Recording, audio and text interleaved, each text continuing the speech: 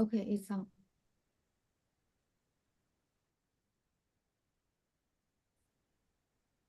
YouTube is on.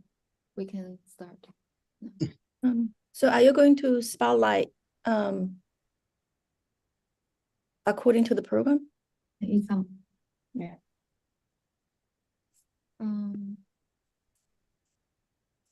YouTube is on. We can start. So, Okay. yeah. So I will start. I'll start today's webinar. So thanks everyone for coming. And my name is Tian Zheng. I'm currently a professor of statistics at Columbia University. This webinar is organized by Xihong to empower statistics in the era of AI. We also thanks the International Chinese Statistical Association for hosting this exciting event. I want to thank the panelists for sharing their insights with us on this Sunday morning.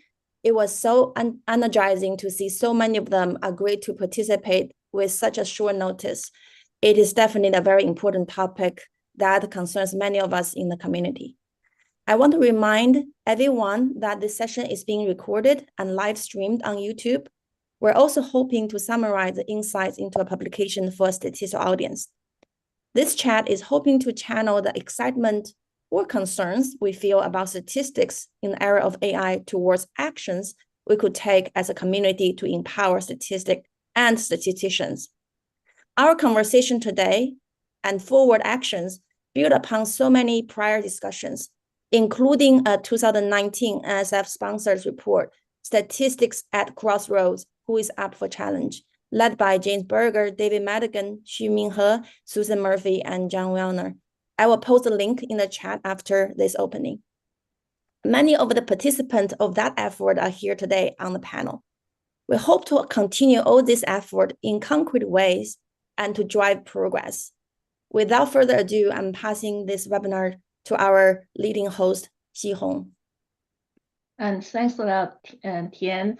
I would like, as this is Xihong from Harvard University, and I would like to add my thanks to all the moderators, panelists, and discussant attendees for joining us on this Sunday morning for an enlightening fireside conversation on statistics and AI. Statistics, as we know, as a science of learning from data by accounting for uncertainty, play a pivotal role in understanding science and society and also assisting with decision-making process. So the rapid advance of AI has revolutionized how to utilize the data and how to enable machine to learn from the data. Many stimulating discussions, including both concerns, worries, and excitement, have emerged, such as the recent discussion in the North American Chinese Statistics and the Biostatistics Faculty WeChat group. So this discussion centered around the challenges, opportunities in both theoretical and applied statistical research, as well as reshaping the landscape of statistical journals and statistical education in the age of AI, and how statistician can have a visible seat at AI table. So this led to this fireside chat event. So this fireside conversation event marked a small step towards fostering proactive and thought-provoking discussion of the issue we face and how the community can work together collectively and brainstorming potential action. So it would be very valuable if we all can be open-minded, think out of the box, and be willing to take risk and be forward-looking during the discussion today. So overarching goals are twofold. One is to empower statistics by leveraging the transformative potential of AI. Another is to enhancing trustworthy AI by incorporating rigorous statistical principle and thinking. So the ultimate goal is to make an impact in the real world science and accelerate scientific discovery by leveraging the power of integrated statistics and AI. So this event has 3 sessions, and rethinking statistical research, journal, and education in the age of AI.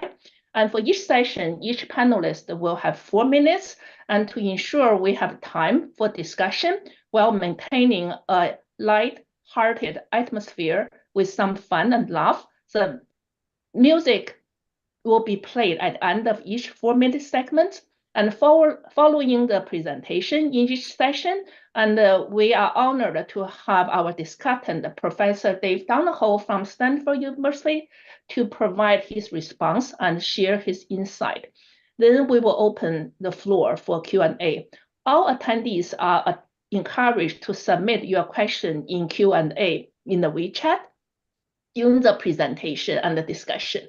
So let's start from session 1, and I will serve as the moderator. So this session focuses on challenges and opportunity in statistical theory and method and application research in the age of AI.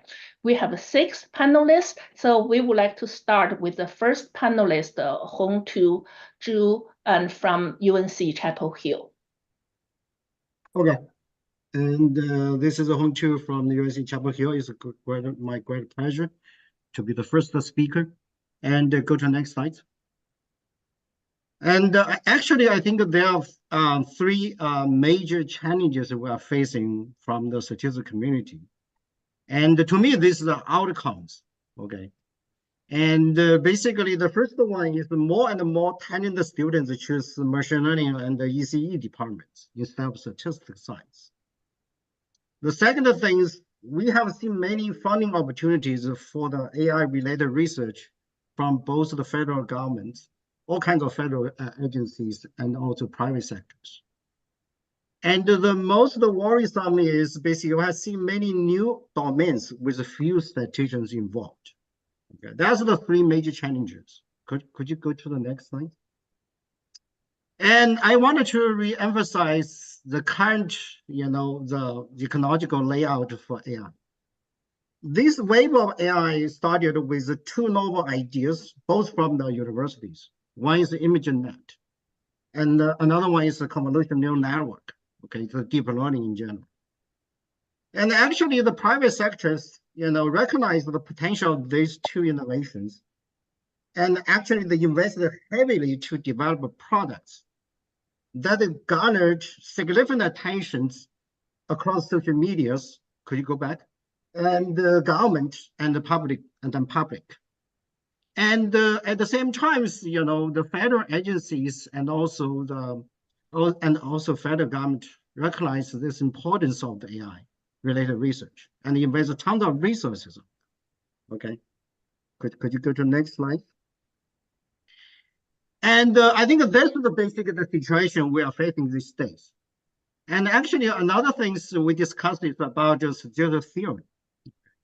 My personal opinion, I use the Google Chat. You use ChatGPT to write this. Is a collection of mathematical tools or formulation that can substantiate statistical method on some reasonable assumptions. And actually, as a statistician by training, I regard statistical theory as a critical component of statistical method.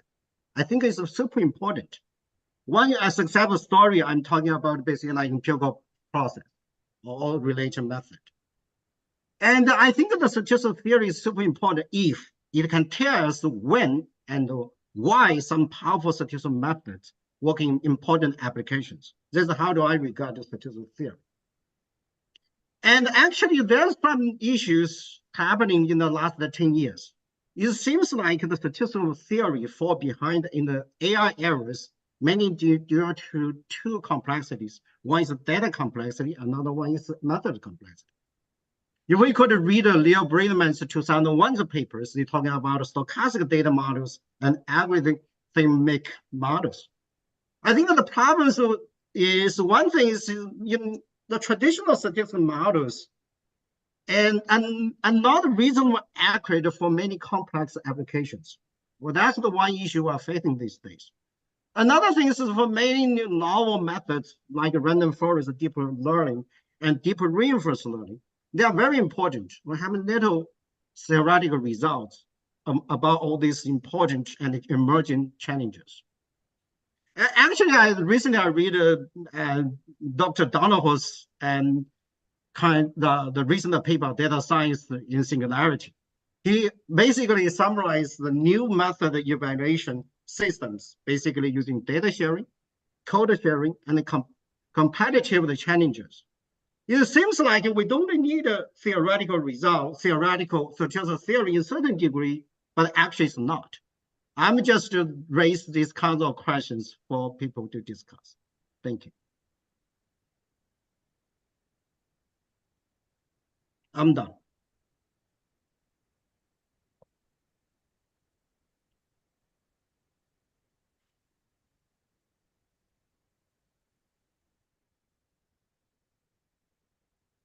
Okay, should I start? Okay, so yeah, my name, I'm Jiashun from Statistics Department at Carnegie Mellon University. I would like to thank Xihong and several others for organizing this wonderful event. It's my great pleasure to have this opportunity to share some of the thoughts on AI. Next slide, please.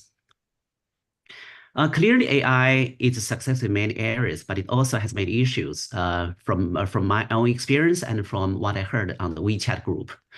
One issue is that the current approach of AI research is very expensive. It's not clear whether such an approach is sustainable in the future, but it's clear that it's quite hard for us to conduct research in the same way.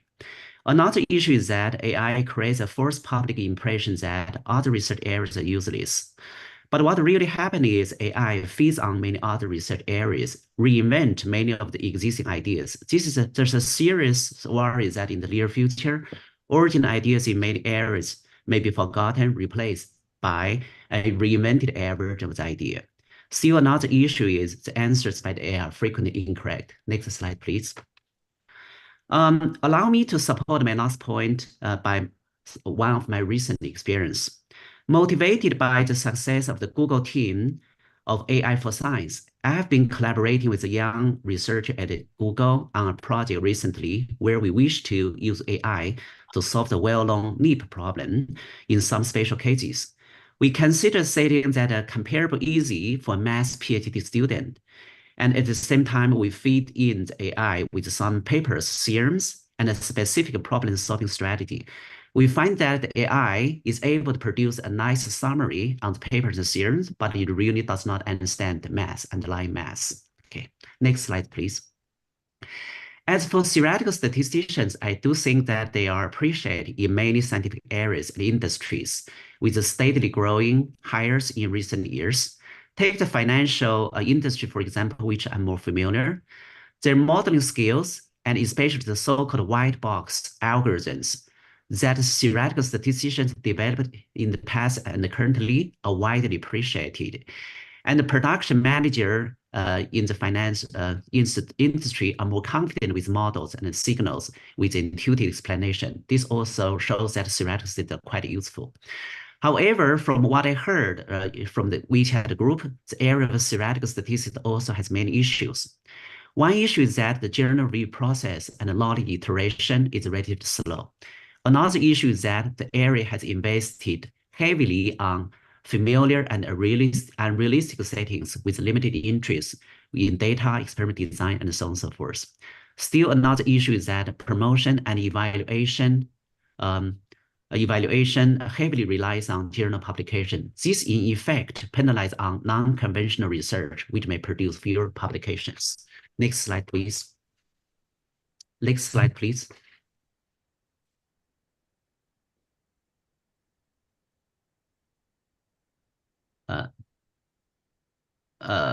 Yeah, here. Thank you. Okay. For example, for theoretical statisticians, collecting new data set is important but non-conventional task. It frequently takes many years to collect, clean, and analyze a large-scale, high-quality data set. However, from my own experience and from what I've heard from the WeChat group, it's hard to turn this huge effort of collecting data into top journal papers. Next slide, please. So based on what I heard on the WeChat group, I have the following suggestions. First, we need to create an environment that encourages non-conventional research. Second, we need to reform the curriculum and the publication venue. According to what I heard, some of these efforts are already on the way. Last, we may want to consider the Hilbert model, the Hilbert 23 problems, which is well known, where we identify a list of challenging and important problems. The Hilbert model may help us in many ways, especially it can help us aggregate our limited resources to solve a few important problems. And only by this way, it's possible for us to compete with the tech giants such as OpenAI, Google, and so on and so forth. Okay, this is all I have to say. Thanks for your attention. Thank you, Jiashun. We'll move on to the next panelist, Tianxi from Harvard. So next slide, please. So as Jiashun and Hongtu both have mentioned, there are definitely a lot of excitement and also limitations in the at least current AI models available to us.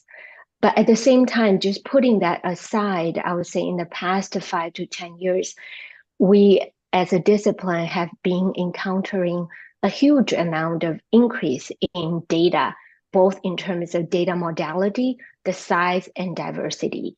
So many researchers on this panel have done a lot of research, for example, in imaging, genomics, text, and also many data sets that actually have many different modalities. These are all very exciting opportunities because it sort of forces us to think about what are the novel methods that we can develop. But I think if we compare, or I take a step back, I have a joint appointment in the Department of Biomedical Informatics, so I often sit in the meeting with my colleagues who are trained in machine learning or computer science.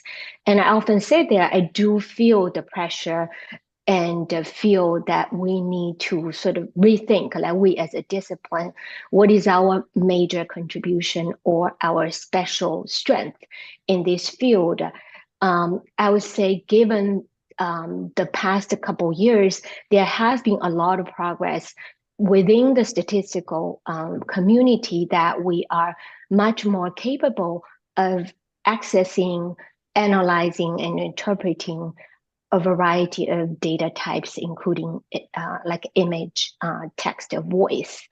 But at the same time, because of our discipline caring about whether the phenomenon or the result we see is a reflecting randomness or it's some fluke in the data, we care about robustness, and of course we face additional challenge of sharing privacy. So there are many interesting work in federated learning.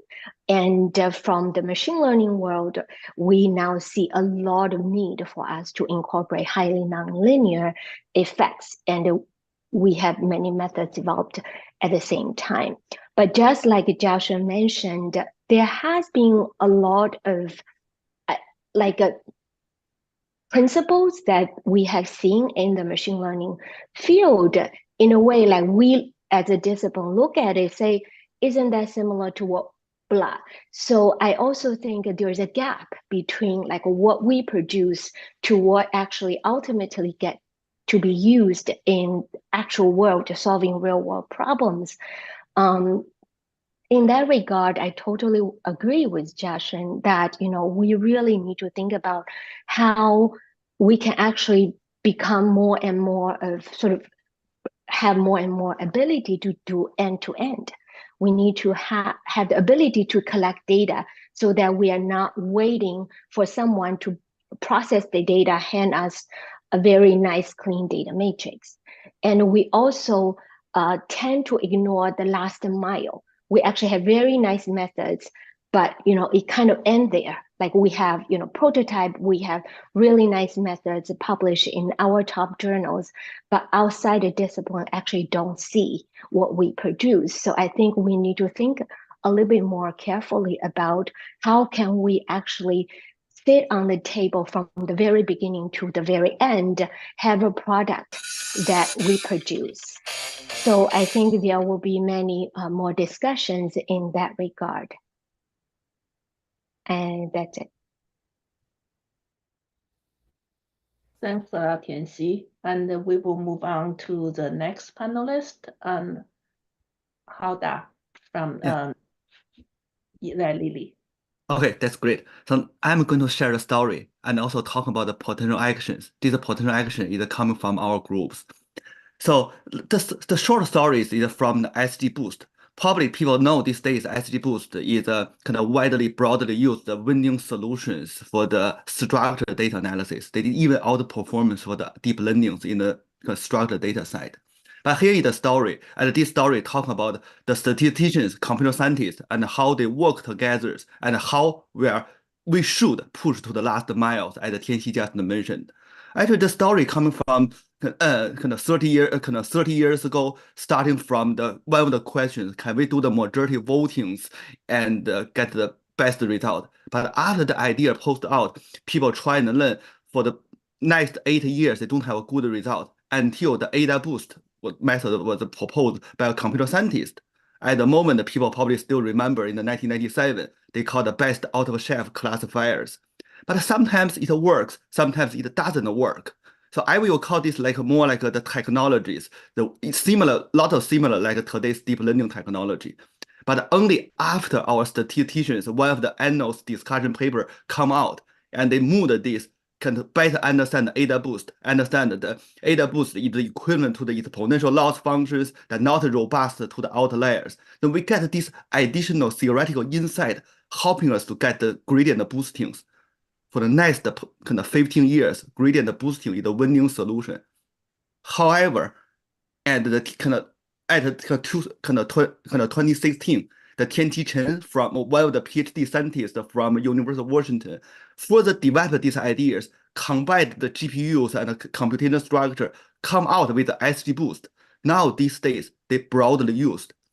So we talk about the product thinkings and how can we as a statistician also push for the last mile. This have some stories to show our statistician can better understand the theoretical part. They also show our limitations. We didn't push for the last mile. Around this, how can we do a better job? So probably the next slide we talking about some of the potential opportunities. So one part education. Later on, we have some panel discussion on the education. One proposals kind of people will think about: can we do the open source class materials and develop these class materials, because the field is changing so fast, they will take a significant amount of time. Can we do a better job, like our community have open source class materials? We also talk about the conference. Kind of Jiashun mentioned the publications is very slow. So can we borrow some idea from computer scientist conference, like the conference journals, and also the conference format could potentially, we can also think about to change. For example, I just came back from INA. There are so many of the a lot of people don't actually go to the presentation, just like in the hallway have the conversation. But many of the presentation is so short. Can we have like similar at the computer scientist conference, like have a full day workshop, have a different stream, then we can better learn the new materials and the new field. So the evaluation systems, later on we will talk about this. I also like the comments from Jiashun talking about Hilbert 23 problems. And so these 23 problems doesn't mean only the theoretical problems. There are also many of the application areas that we can better contribute. So currently, the Peter Billman, myself, Annie Chu, and also a couple of people's we are working on the kind of annals of applied statistics, that's discussion papers, and on what's the most important, what could potentially be the bigger problems in our field, in the field of the AI machine learnings.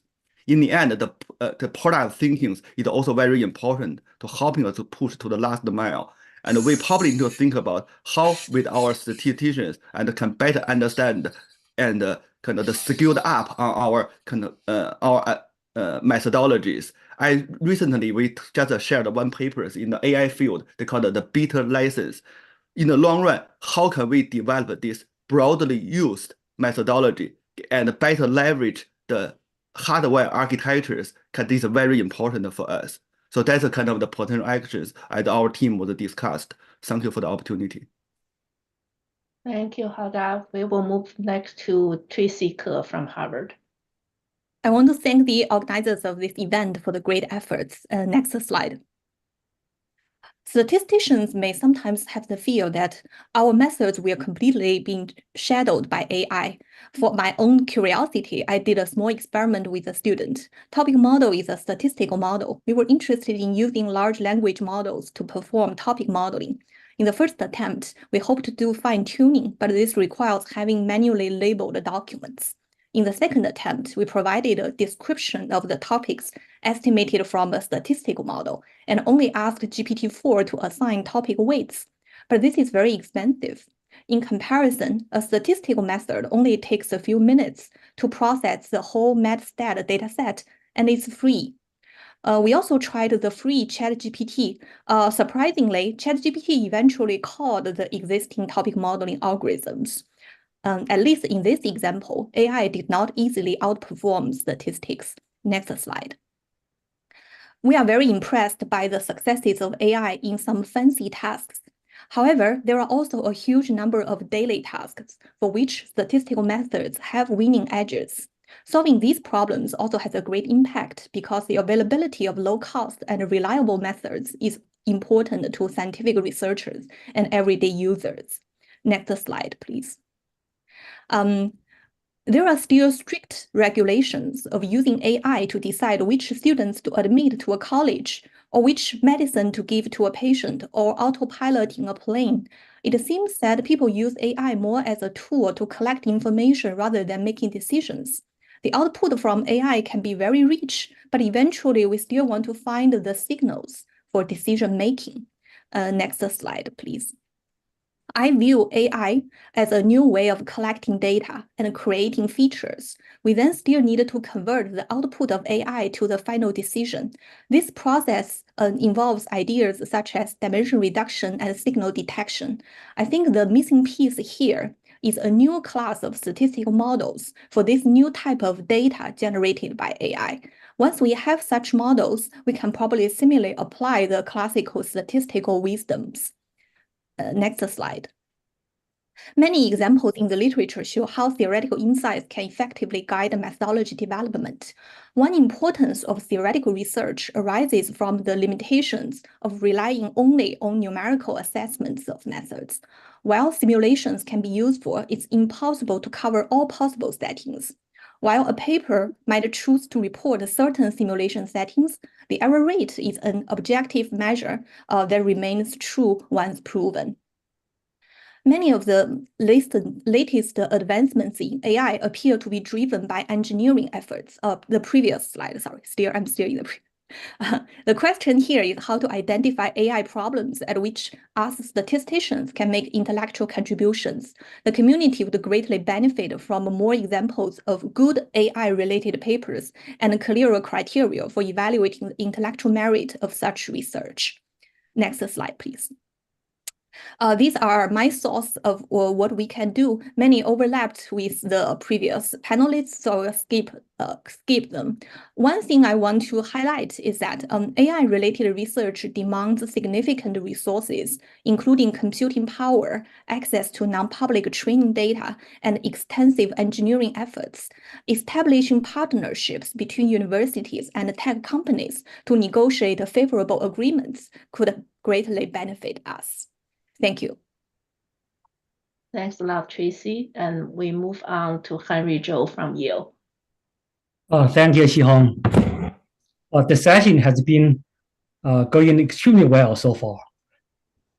So I have only a couple of superficial comments. So AI foundation might be a good area for us. We do not have the computing power of big tech, and big tech does not have the luxury to study the foundation. The foundation of AI might be different from that of mathematics, statistics, and theoretical machine learning. In statistics, this is what we did. We have a bunch of observations and then make an inference for the next observation of a similar nature. A fascinating feature of a large language model after pre-training is in-context learning and even dialogue. So to answer the question, what they need may be just a few examples, and sometimes they do not even need any example.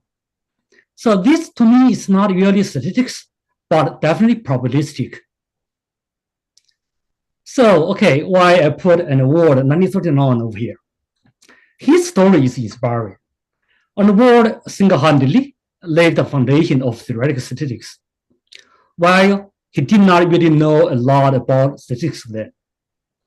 He was writing his 1939 paper while taking statistical courses under Hotelin, starting from fall 1938. But of course, he was a brilliant mathematician and learned game theory and from Morgenstern, and which happened to be enough for him. A similarity here is we do not know much about large language model or AI. Can we do something? Next slide. In the past decade, we witnessed significant expansions of statistical departments.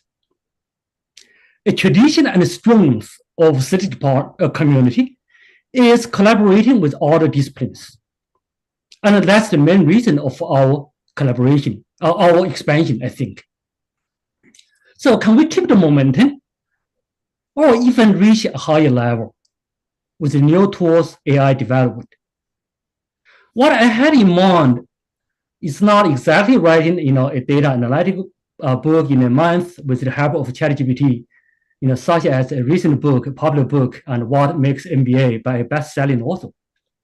What I'm hoping is in-depth collaboration, as mentioned by some panelists, collecting new data and doing fine-tuning.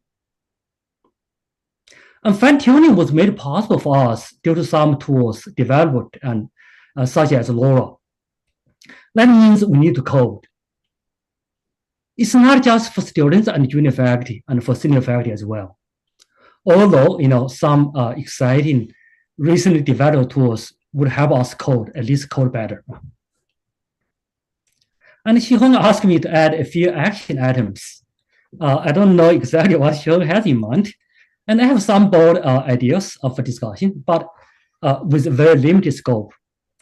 First, I think for statistics departments, we may hire people in large language model or more broadly AI, and see AI as an extension of data science in order to build more collaborations with other disciplines, including humanity, law, and social sciences. Although that's not where the money is. For journals, we may add AI researchers on the editorial board and encourage our junior faculty to publish in top AI conferences, and which will be part of the evaluation process. Oh, okay. I have to stop. Thank you. Thanks a lot, Harry. And so thanks all the panelists and for the insightful and stimulating presentation. Now let's move on to our discussant and Professor Dave Donoho from Stanford University. Can people hear me? Yes, Dave. Yes. You hear me okay. Am I allowed to share screen, or that doesn't work? You are allowed to share. Jean, can Dave share screen? Yes. Okay, so let's see. So I'm not agile enough to actually record everything everybody said, first of all. So I do want to start with the following, that I guess I'm an honorary member of ICSA because I was an invited speaker at one of your conferences some years ago. And so I would like to thank ICSA for welcoming me into this community. And I'm really proud of the discussion that I've seen here. I think every discussant or panelist has provided a significant contribution, and there's plenty to think about here. So it's a privilege for me to have the chance just to be a fly on the wall and listen to these things. And also, I like the fact that you provide sort of a backbone of the future of our discipline. And maybe a lot of things that I wish people were discussing in my daily life in Sequoia Hall, I am hearing them discussed here. I also know, because I had a chance to speak to some graduate students at different universities, that graduate students are very concerned about all of these issues. Whereas maybe senior faculty are not discussing them very much. So it's a tremendous relief to me to hear that the panelists here are thinking about these issues, because I would hate to think that a huge daylight is developing in between our faculty and the graduate students. So this first of all is very good. I feel there's many things were said here about maybe maybe it was considered threatening. I'll just throw up, if I can share screen, I'll just throw up one thing here. Do people see Yes, this? We can see Dave. Yeah. Okay. So possibly you've used the Google Books Ngram viewer, and you may have made a plot like this before, and you can see that data analysis, since Tukey coined the phrase in the last part of the 1960s, has been an important topic. It was, at the moment it was launched, pretty much single-handedly, it became like overnight as important as statistical analysis. Data science was just launched in this decade, and it's rapidly increasing, whereas statistical analysis seems to have been declining for almost 30 years in frequency within the language. Now, another graph that you could make is this one, that artificial intelligence had a peak much higher than statistical analysis already in the late 1980s, and then was declining since then, and has shown some rebirth in recent years, signs of life. On the other hand, machine learning started in the mid-80s and has been increasing ever since, during the whole time that statistical analysis has been dropping. Meanwhile, data analysis sort of flat, and data science is coming along and sort of equaling statistical analysis. I think that's that's part of the what's going on out there, is that there's all of this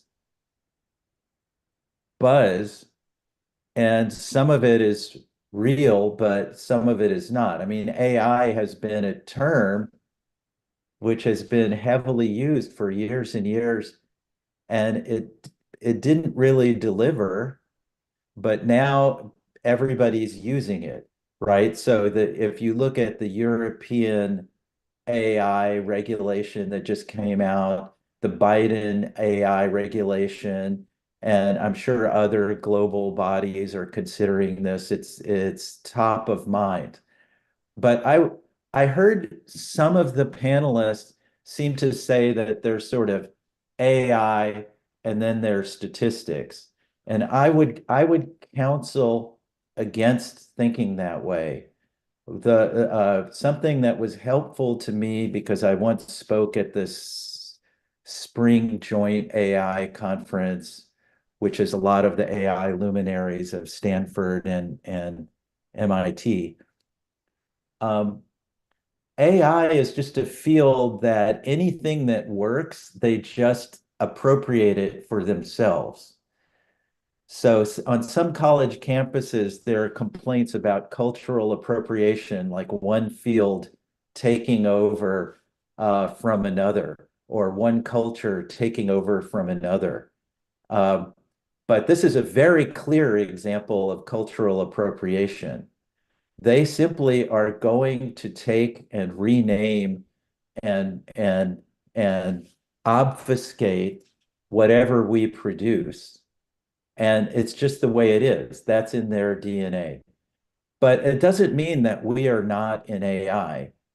From the outside world, we're all in AI. It's just some of us are grumpy about AI, and we think that there's some injustice about it, and we call ourselves statisticians. Maybe we shouldn't be so grumpy. Maybe we should start wearing AI t-shirts and figure out how to participate in this whole thing, possibly.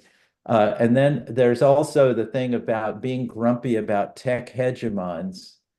Maybe we shouldn't be so grumpy about tech hegemons. In the end, they're looking for bright students. And so the best thing we can do is maybe place some of our students with them. I have a student working at OpenAI.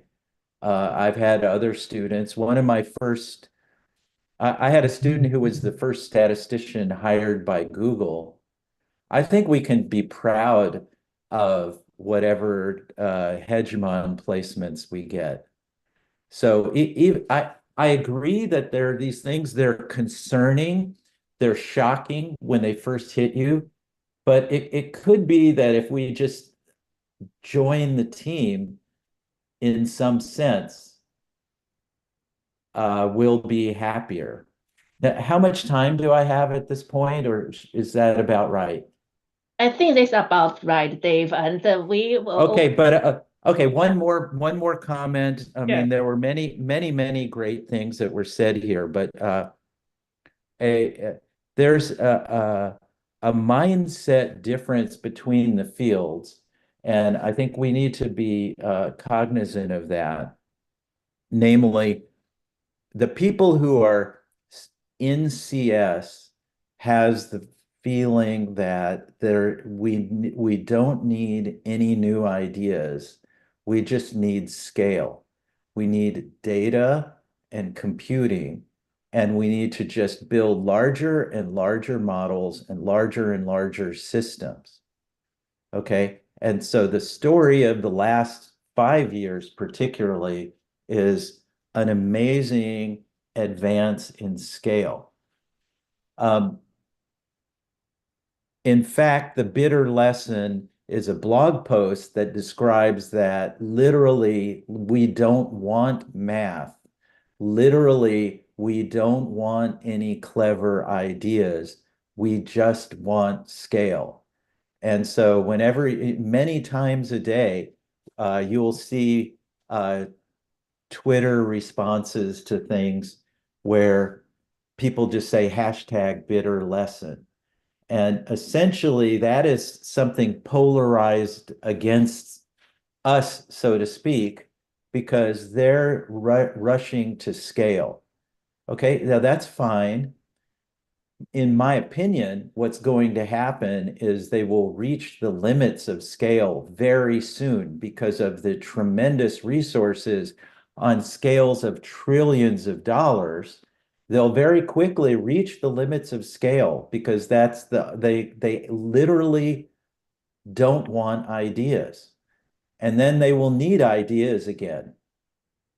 And if we show up wearing AI t-shirts and provide them some ideas, we will, feel the love. So instead of being grumpy again, we can just be like, patient people waiting until the love comes back. As long as we don't polarize against them and isolate from them, many of these challenges will transform into opportunities. Okay, I've taken too much time. Thank you. No, thank you so much, David. Very, very thoughtful. And so just following your points about the join the force and how can given multiple panelists have discussed the current limitation of the AIs and then how this provide opportunity for statistician. So how can the statistician effectively join the force and make the contribution more visible? Are you asking me or you want? Just in general, I think maybe Dave, you can start. Yeah. Well, I do want to point out that there are fantastic amounts of financial resources going into research in AI. And some of it's commercial and some of it's governmental, but it's out there, and any of us can tap into that. And it's foolish for us not to tap into it. So as far as the how,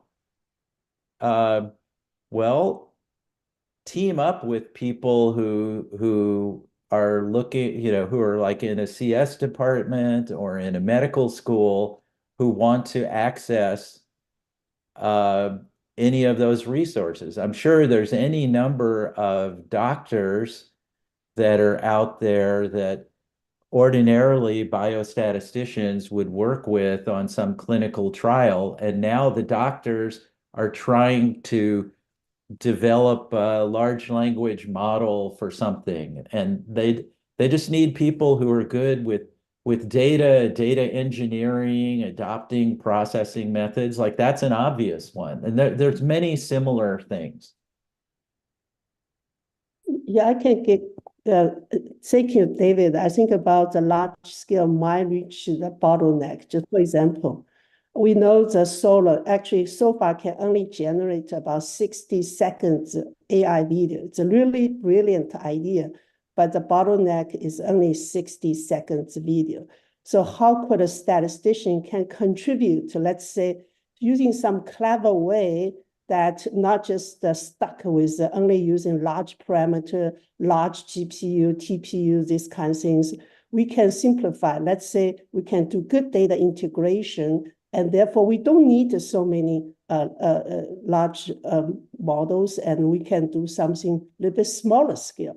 And also, let's say Altman said, eventually we're going to run into energy crisis. OpenAI use a lot of electricity, fresh water, and this is a problem for even for the Earth, for our human being. So we need to think something much broader, and we can help the OpenAI. Thank you, Bing. Yeah, first, I just want to resonate with what Dave said about wearing the AI t-shirt. I think it's very important that we just join the community, going to submit to SML, NERSP, and iClaire. It's one place to start. But at the daily life level, I think talk to the CS students who are in your classes, engage with them, go to the CS seminars and offer ideas. And then join their proposals. If there's a call for AI Institute, find out who is leading on campus these initiatives and just invite yourself. I think one thing I learned in the data science initiative for the last 10 years, CS culture is a little different. We kind of polite, we want to be invited. They usually just, well, everybody's at the table, invite yourself. So that's something, it's a coding difference, but if you just invite yourself and reach out to the CS chair, for example, if you don't know who to talk to, just say, well, there's this AI proposal. I'm sure some CS faculty probably organizing something, who are leading this. And this way, we just invite ourselves in.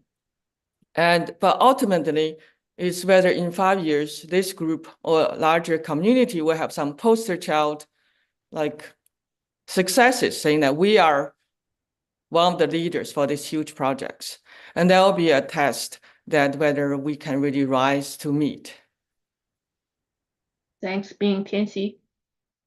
Yeah, I totally agree with the points you raised earlier. I just want to mention one thing is that I do think that our students and also moving forward for us as a discipline, we do need to change our mentality of waiting for data, and data processing somehow is not our job. Then we really are waiting and begging for data.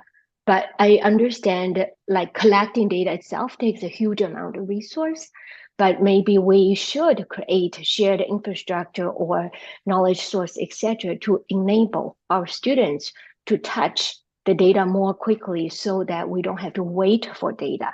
I think we have the ability to come up with much better algorithm or equally good, and everybody has a unique contribution. But I do feel that CS or even biomedical informatics students are much better at just get their hands dirty and never think data processing is not their job. Thank you. So we are about the time move on to the next session. It's really a lively discussion. I know there are lots of questions and in the Q&A, and so we will have the panelists answer those questions by typing the answers. And so thank you very much and for the lively discussion. And so let's move on to the next session, which will be moderated by Heping Zhang from Yale University. Thank you, Xihong. I want to thank Xihong and all the panelists in the first session for the wonderful discussion.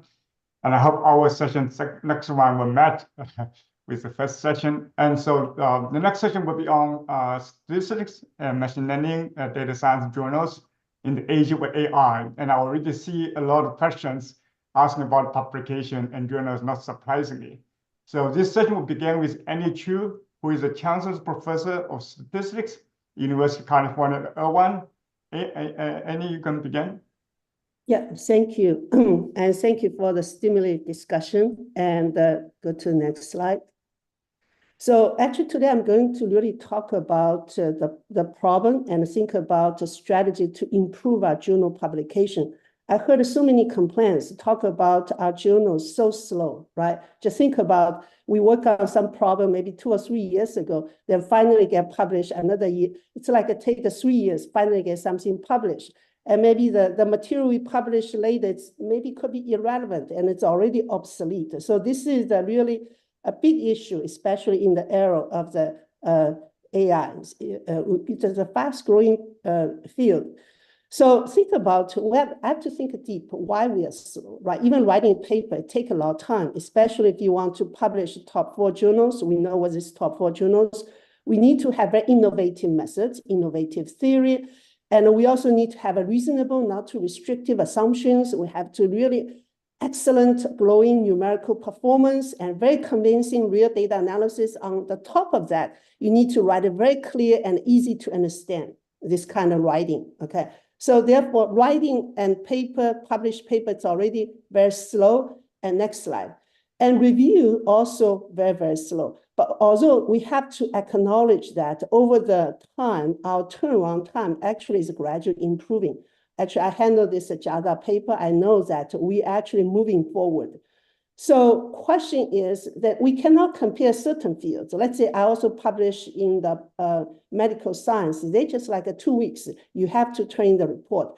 In our field, it's maybe impossible, maybe possible, because if you train report very quickly, the quality is very poor. Only a few lines. What's the use of this kind of review process, right?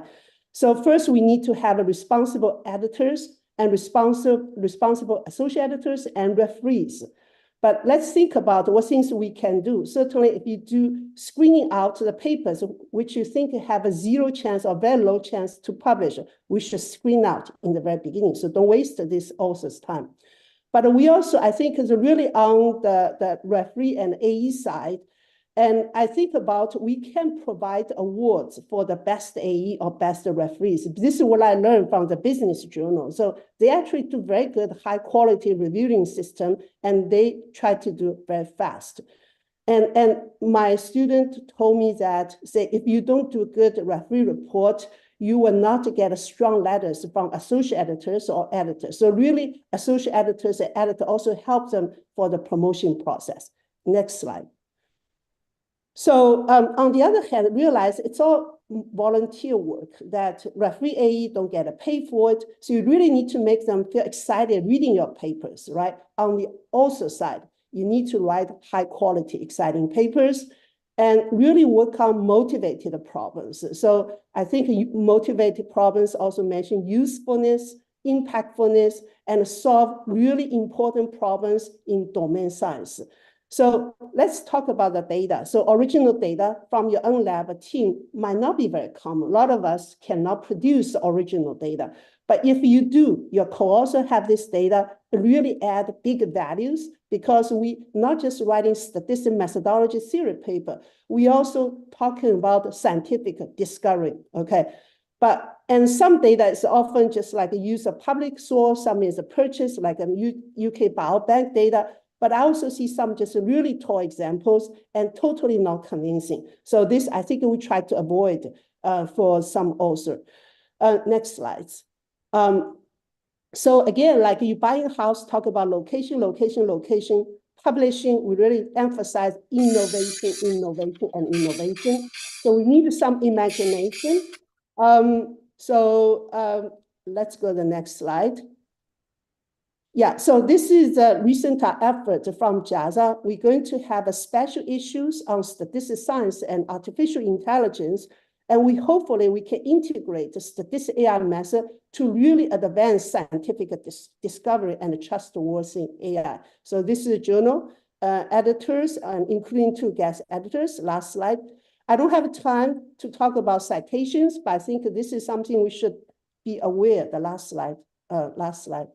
So say one person say my paper has been just published by scientific journal, and the other person say, yeah, my tweets have just been favored by 3 people. Okay, so this is something we could also talk later about the citation and impact. Thank you. Thank you, Annie, for your insight, and we may come back to some of your points when we during the discussion. So the next panelist is Qi Zhu. He is a professor of statistics at the University of Michigan. He's also editor-in-chief for the Annals of Applied Statistics. Qi, please. Oh yeah, thanks, Heping. And also, yeah, thanks to Annie for a comprehensive account of the publication process. I will further emphasize on a few points that she raised. Next slide, please.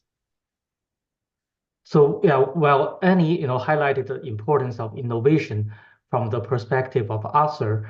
I would like to ask our editors, associate editors, and reviewers to also prioritize novelty when reviewing and evaluating a paper. One example we all know is Leo Breiman's random forest. If you read the paper, the paper doesn't fully explain the theoretical properties of random forests, and some conjectures in the paper were actually even incorrect. But despite this, the work remains a big milestone in machine learning. Another example is Jerry Friedman's Mars paper. This is, in my opinion, a beautifully written paper, and Breiman wished that he had thought of the idea himself. But in fact, the paper, as an Annals of Statistics discussion paper, does not contain any theorems. The statistics view of boosting paper mentioned earlier by Haoda, this is also an example. Again, this is a discussion paper in Annals of Statistics. It doesn't have any asymptotic results, but it made a significant impact to both our field and machine learning. So these papers, they have helped to establish statisticians prominently in the field of machine learning. And also, if you think about it, 30 or 20 years ago, such papers without asymptotic results could be published in top statistical journals. The question is, would they today? Right? I think this is something for all of us, including the editors, the AEs, and the reviewers to think about it. This is not against the theory, but this is just to try to promote more on novelty when we evaluate papers. Next slide, please. Thank you. So on the review process, and we all know, and Annie also mentioned, that the length of review time is a challenge. But even before that, there's another challenge, which is finding reviewers. I have heard from many AEs complaining that they often need to ask 10 or even more than 10 people before they can secure 2 or 3 reviewers. There have been proposals to address these challenges. The 2 ideas I put here with the cross checks may not be feasible, but they highlight the issues. As Annie mentioned, rewarding efficient and thorough AEs and reviewers could be a step forward, but it's probably not enough. The question is what else we might do to motivate our editorial community. I think this is still an open question. Having open reviews after the paper is accepted, this is an idea that might help to foster discussions and also help improve the visibility of our work. Next slide, please. So turning to Annals of Applied Statistics, our mission is to publish application-driven research that also goes beyond the specific application and push the statistical boundaries. Within AOAS, there have been discussions on whether there's a need for more data-centric papers as opposed to solely application-centric ones, and whether we should have more discussion papers. My personal answers to both questions are affirmative, and we have been actively pursuing that with AOAS. One idea to improve the broader impact of our journals and also to draw attention from outside the statistics community is to maybe encourage dual publications. That is, the scientific discovery of a project is published in domain-specific journals, while the sophisticated statistical modeling part can be published in statistical journals. Next slide, please. There have been a lot of inspiring discussions and ideas today, and I hope, as also many other panelists mentioned, we hope we can go beyond the discussions and identify concrete steps that we all can take to enrich our field. And that's it. Thank you. Thank you, Ji, for your enlightening thought, and I'm sure we will come back to it, especially that we are our own enemies in the peer review system. So our next panelist is Chengchun Shi. He is Associate Professor of Statistics at the London School of Economics and Political Science. Chengchun.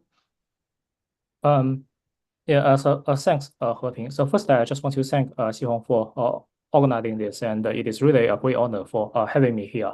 And Heping previously keeps saying that we have an all-star panel, and this might not be very 100% accurate. So I think all panelists except myself, excluding myself, are all stars.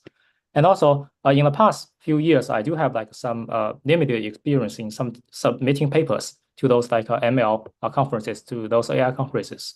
So in the next 3 to 4 minutes, I will try to answer the questions from this perspective by comparing those stat journals versus ML conferences. So next slide. So first question, what are the limitations? Next slide, please. So we are statisticians to possibly address this question. So what I did yesterday is to spend roughly 20 minutes to collect the data from the internet and produce this plot. So essentially what this plot shows you is the number of papers published in a highly ranked machine learning conference, NeurIPS, and one of our leading journal, JASA. And I think you don't need to look at the legend in order to distinguish between these numbers. And I'm not saying the more papers, the better, but at least this demonstrates the popularity of those machine learning conferences. So next slide, please. So this motivates me to conduct a detailed comparison between those ML conferences and our stat journals. And I guess most of us also know this. So those ML conferences, they are very quick. So there's only one round review, and the author just provide a rebuttal data, and then it comes to the decision whether we should accept or to reject this paper. But to the contrary, we have multiple different rounds. And also those ML papers, they are very short, and the response data, it is only limited to 1 page. But our stat papers, they are much longer. And also sometimes I write response letters which last for 20 or 30 pages. And the response data itself can make a new paper. And in my opinion, this probably might be a waste of time. So next slide, please. So how can we change these journals? So next slide, please. So here are some of my suggestions from my opinion, and I'm not sure if they are proper. I'm the most junior people here. So please feel free to ignore this. So I think we should consider saving the time for both the referees and authors. And to achieve this, we can maybe shorten our papers and also impose the page limit for the response data. So the response data should only focus on addressing those major comments. And I think sometimes we might all have those experience. So referees should focus on raising essential comments. And I think sometimes referees, they might raise comments mainly for the purpose of raising the comments. So even if those comments they are addressed, the paper will not be significantly improved. So perhaps we should encourage referees to raise those essential comments only, and this would save a lot of time. And also possibly to shorten the review cycle to increase the number of references. And if you look at those ML conference papers, and they have a dedicated related work section, and for many papers they have a lot of references. So I think it is no longer 10 years or 20 years ago where everyone work on different problems. And nowadays many people we work on similar problems. And I think increasing the number of references encourage interactions in different fields, and it can also potentially improve our impact. And finally, I think AEs and the referees, we should be open to those emerging AI topics. And this is also very important to attract the papers from outside domains. And once more people, they are interested in submitting papers to our journals, and this could also potentially improve our impact. So that's all what I want to say. Thank you very much.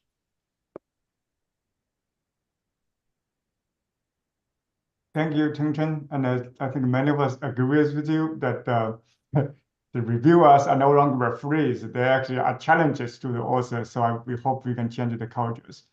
So next, our last panelist is Xiao-Li Meng. Xiao-Li, I don't think you need introduction. Sorry, I should unmute myself. Thank you all. And first, let me say that it's really great, Xihong and Tian, you guys organize this. I think this is very timely, and happy to contribute a few words. Really, from my perspective, I've been having great fortune in the last 3 years, 5 years actually now, launching the Harvard Data Science Review, which kind of give me both an inside and outside view in terms of the interaction between statistics and data science, now broadly AI. So I want to just add these 3 points, which is mostly from my perspective, editing Harvard Data Science Review. So next, please. So I want to emphasize these 3 Ps. One is I think the statistical journals should be more proactive in shaping the direction and the spectrum in statistical research in the data science ecosystem. Journals tends to be, most times, we just take whatever being submitted, we make a judgment how good they are, and we publish them. But I think in this era, particularly we're worried about the future of statistics. I think our journals can take a lot more proactive, actions into promoting and shaping what we think the data research should be in the data science ecosystem. I've been doing that for the Harvard Data Science Review, and I was not shy when we created Data Science Review. I said, I want to shape and define what data science is. We can do quite a bit of that. And next, please. I also think the Statistical Journal, we can do more to promote communication with the broad data science community. And when we do that, we actually have a wonderful, wonderful tool, as several people already mentioned. For example, we have discussion articles. And that is something actually I learned because I was doing discussion articles quite a bit in Harvard Data Science Review. Outside statistics, certainly in computer science, in AI, lots of fields, they never heard of that. When I invite them to be discussing, they were really delighted. Said, well, what a great idea.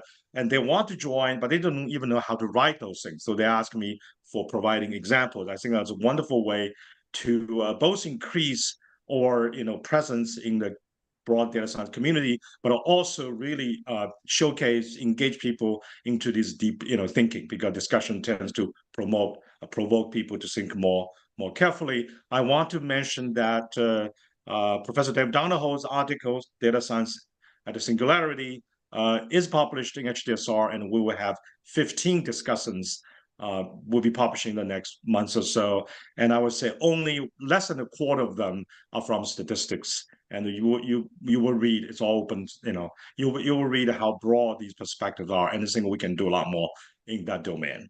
And next, please. The other thing I think that another P is, I think we journals should publish more on the data science processes then, not just the products. By products, we mean, the algorithm, the final results, and a theorem.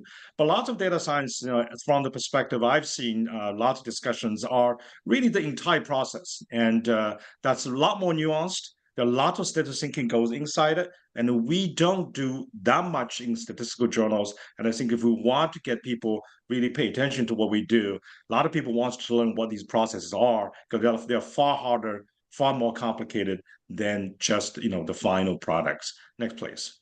So just to give very quickly, this is just HDSR. You can check any time. The next example, next, please. At the very beginning of the first issue of HDSR, I want to make sure, because I'm a statistician, I don't want to project the image that we're just publishing in a statistical journal. So I invite a data science, computer scientist, Jeanette Wing, to publish an article on data life cycle. And she talks about, generation, collection, processing, storage, management, analysis, visualization, interpretation. It, to me, was, as a statistician, I said, wow, this is really broad, very broad. But until I get people to review her article from other fields, next, please.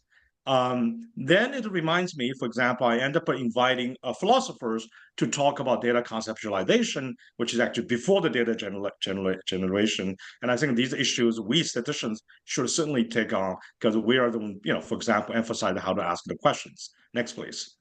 And then, on the other end, I got an information scientist coming to tell me, Xiao-Li, this is all great, but you forgot a very big area, which is how the data created being used how do we reuse them in terms of data, for example, in terms of the data curation problems, because these are all very important for the scientific reproducibility. And if you read this article, all three articles in the first issue of Harvard Data Science Review, you will see that these articles that mostly talk about is our process. They're not talking about a particular product. But these are kind of conversations when we statisticians get involved, we will show our deep thinking, how useful they are. Because otherwise, others are conducting these conversations, and I'm quite sure that we have a lot to contribute. I certainly have contributed quite a bit in these conversations. Myself really learn a lot from talking to this very broad data science community. Next, please. So just as the last example, that I was invited to write an editorial for the journal of the JRSS.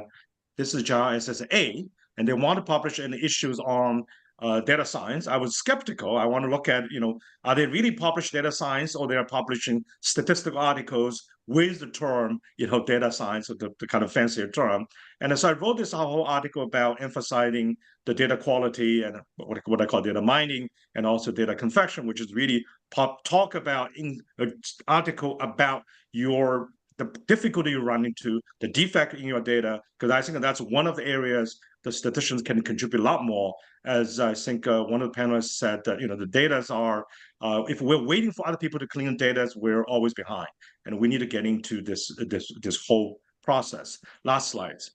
And in that article, I kind of analyzed the 8 articles published in the JRSA, and to look at what's the percentage of their articles are really devoted to other processes than analysis and the result interpretation. And this is a very rough counting using pages, but you can see L means very low. You can see that these articles published there, as in a way which is understandable, which is still mostly rely on analysis and the results interpretation, a lot less on the, for example, pre-processing, which we all know as statisticians how important that is. If other people pre-process your data, and you are basically being restricted, whatever they have pre-processed. But this is just a tiny bit of analysis to showing the kinds of things we emphasize, which we completely understand. That's what a statistic has been about.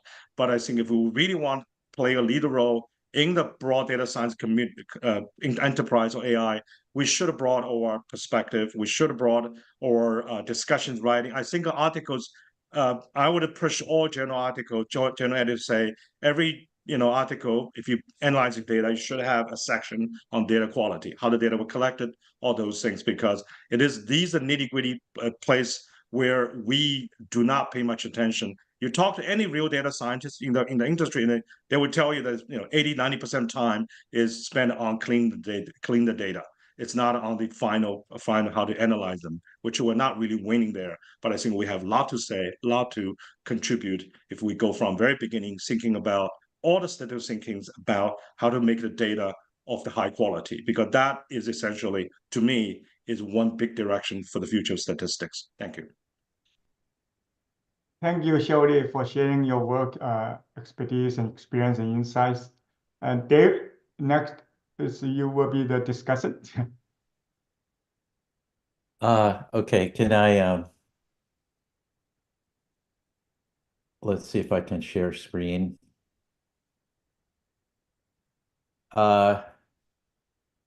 Okay, so I just want to make one comment here, which is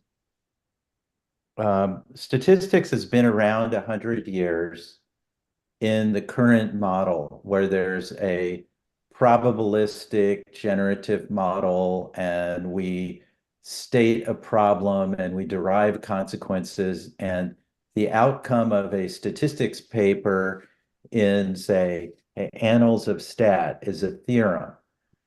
Now, the thing is, the world has changed. And just to understand that, 2 or 3 years ago, if you looked at the world of the Air Force, people would say that the culmination of 130 years of flying is the F-35 Lightning on the right, which costs a life cycle like $500 million.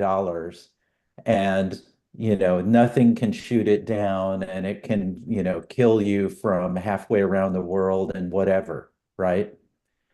But On the left-hand side of this plot, you see the Chinese-made sunflower that came out in the beginning of this year. It's a drone, which, once the Chinese factory system gets going, it will totally revolutionize warfare. And the F-35A is going to be irrelevant once this thing is pumped out by the tens of thousands. The sunflower costs 1/10,000th of F-35A, and you can make millions of them. Okay, so the thing is, the Air Force has had its whole world upended by the existence of UAVs. And anybody who's in the Air Force is kind of having this moment of they're in denial that the world has changed. On the other hand, anybody who's not in the Air Force is looking at the sunflower and saying, the world has really changed. I just want you to think of that. An index of change here, if we look at publications,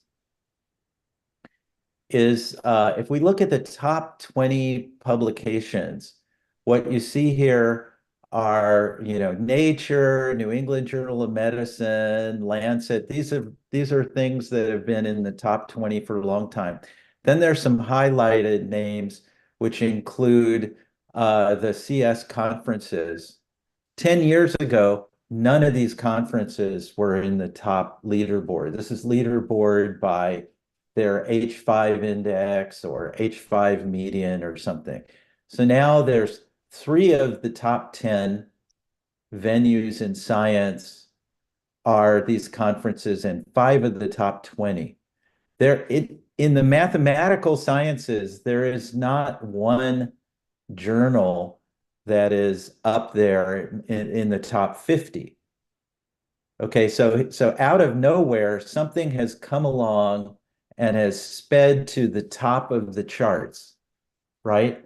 Now, if we just go back to this, it took 100 years to get to this F-35A. It's taken 35 years to build the thing and get it deployed. It's supposed to be the combat strike fighter of the US Air Force in 2070. The Sunflower 200 didn't exist 2 years ago. It's come out of nowhere. Just want to understand that this is the same thing that's happening to journals right now. We've built these things that are like the F-35 that are incredible. The theorems, the generative models, they're amazing achievements of the human mind. But somehow out of nowhere, something's come along and usurped the world of attention. It's a kind of scientific revolution because people can write an 8-page paper by an exact formula, churn these things out. They get fantastic citation exposure by being in these journals. It's only 8 pages and it's quasi-algorithmic to write. It's also extremely modest in what it's trying to accomplish. And it's getting highly cited when they do full computational reproducibility so people can build on top of it. And these are sort of tricks that make the whole thing, work. Okay, so many correct things have been said, and far be it from me to critique all the editorial wisdom and experience that's been listed. So I'm certainly not going to. I certainly agree with the ideas that have been said about the difference between the stat journals and the AI conferences. That part of the reason that these journals have taken over is not just that the format is different, but that the refereeing process is different. The refereeing process, I think many people now think that their purpose as referees is to rewrite the person's paper or to make the other person's paper be more like they would like it to be. They have one job, which is to make it a better paper. If they can provide some insights to make it a better paper, that should count. But if they're doing something else, in a way, they should be scolded by the associate editor. I know that people are doing free labor, you don't want to scold them, but it would just simplify the refereeing process if the purpose of it is simply to make specific improvements. I totally agree, and I thank everybody who said that. Xiao-Li Meng has made many important comments in what he was discussing. One important thing in the CS conferences is that there's a lot of talk about workflows. There's a lot of talk about properties of data. There's a lot of talk about how those affect overall workflow performance there and so on. And so it's not out of topic for them to discuss all these issues. People are looking for important leverage that they can find in end-to-end system performance, and this conference publication format accommodates that.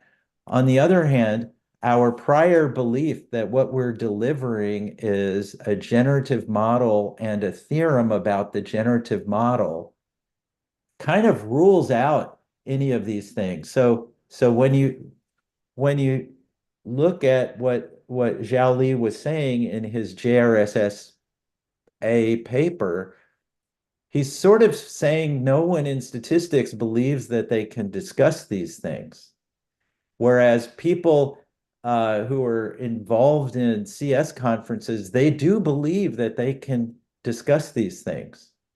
So again, in the regime of wearing the AI t-shirt, I think we maybe want to start discussing these things more and make it more integral to what we do. I certainly believe that the suggestions that have been made to improve the proactivity and engagement of our journals with this new world, that those are very called for. And I'm sure that everyone who spoke about some of the changes they want, I'm sure that they're right. I can't judge those changes, but I'm sure there's many opportunities for that. So thank you for the opportunity to discuss. I hope all of these suggestions that the panelists have made shake loose people's thinking, and that we see many new publication opportunities, platforms, and venues. Thank you. Thank you, Dave. You touched on all the important points that the other panelists have discussed. Zheng and Xihong, how we are doing in terms of the time? I want to make sure we have enough time for the last session. So maybe let's just ask one question. And okay. Yeah. You are muted, Jiashun. Okay. Yeah, I want to just comment on Xiao-Li and Dave's comment about the data set. Okay, so a lot of time, like writing a methodological papers only take like several months, but collecting a real data set and clean them, it really just takes years. Like I have a team with Tracy and Chengchun and the students. It just takes years to collect, like more than 3 years to clean the data set. So, but in the end, it's hard for us to find a place to publish. The part we can publish is the method series, still multiple series. It's a very hard to find a place to publish the data collecting process, cleaning process, which has a lot of issues. Okay, that's all I have to say. Thank you. Yeah, Jiashun, just for your information, for all the New England Journal papers that publish it, it takes 100 people to collect it for 5 years for one article. So it's not actually a piece. It's not as simple as quick as we would expect it. So Jiashun, there is. Sorry, I Sorry. should have raised my hand. I'm sorry. Jiashun, there is a Nature journal called something like Data or Data, something to do with data publication that you may want to know about. Okay. Okay, Xiao-Li, be quick. Very quick. First, Jiashun, you can always send to Harvard Data Science Review. Number one. Okay. Number two is that I think most importantly that we need to change our training. The students need to be encouraged. Do this kind of work will be respected. Otherwise, who's going to do it? Like take years. I learn a lot from these social scientists, right? They do these qualitative studies. They take 10 years to collect 2 cases. And just because they have to interview those are much harder but that's well respected.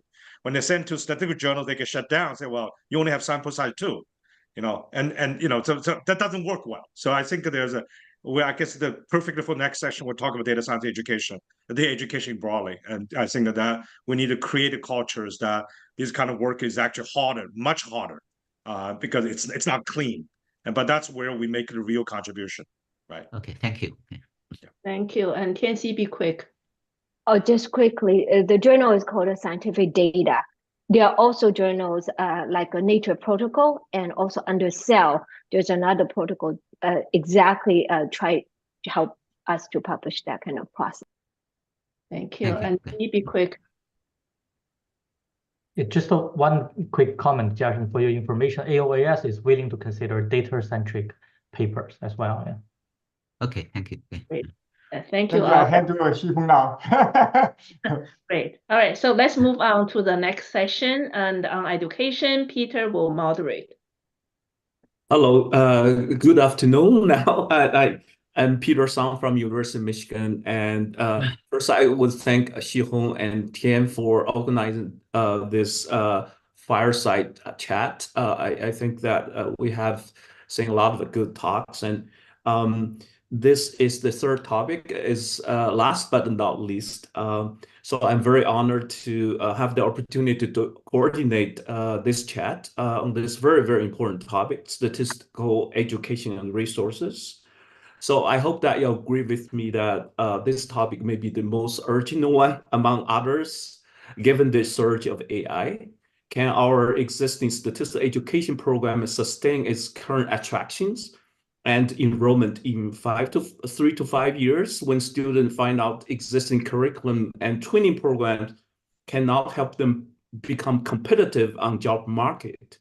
The significant reduction in the enrollments, especially the enrollment of many statistical master programs that are essentially the money generator, the revenue for university, may have profound impact on the future of our discipline.